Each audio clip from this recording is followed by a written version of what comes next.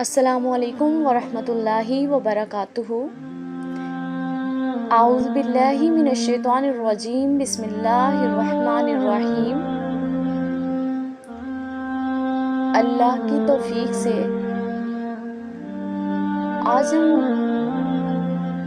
ایسی سیریز کا آغاز کرنے جا رہے ہیں جس میں انشاءاللہ ہم سیکھیں گے کہ وہ کیسے لوگ تھے جن کی زندگیوں کو ہمارے لیے مشرِ راہ بنا دیا۔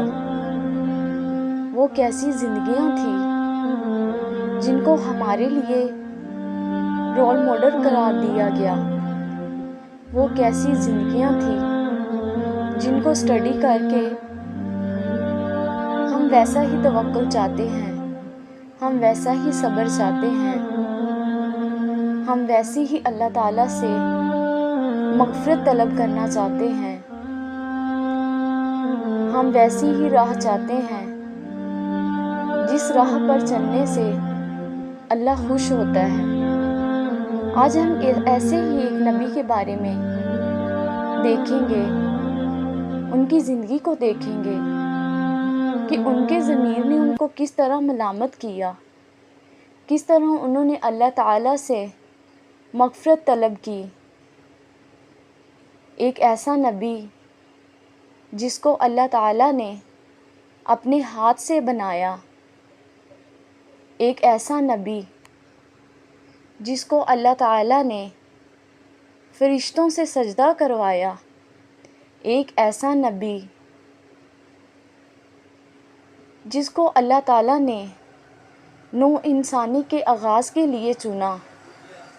وہ نبی، وہ اللہ کا بندہ، وہ ہمارا باپ سیدنا آدم علیہ السلام ہے، جو پہلے نبی تھے، جنہوں نے ہمیں معافی مانگنا سکھائی، جنہوں نے ہمیں یہ سکھایا کہ اگر آپ سے کوئی غلطی ہو جائے تو اس پر مایوس ہونے کی ضرورت نہیں ہے۔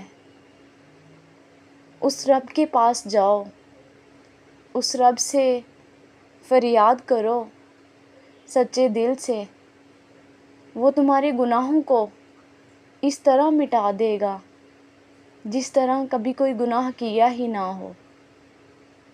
سیدنا آدم علیہ السلام کی زندگی کا آغاز جس طرح ہوا، جنت سے داخلہ، پھر جنت سے نکالنا، پھر جنت میں دوبارہ داخل کرنا، ہمیں بہت سے سبق جو ہیں سیدنا آدم علیہ السلام کی زندگی سے ملتے ہیں۔ اپنے آپ کو اس وقت میں لے جائیں جہاں پہ اللہ تعالیٰ فرشتوں سے فرما رہا ہے کہ میں زمین میں اپنا نائب بنانے والا ہوں۔ انہوں نے کہا، کیا تو اس میں ایسے شخص کو نائب بنانا چاہتا ہے جو خرابیاں کرے، جو خون بہائے؟ ہم تیری تعریف کے ساتھ تسبیح کرتے رہتے ہیں۔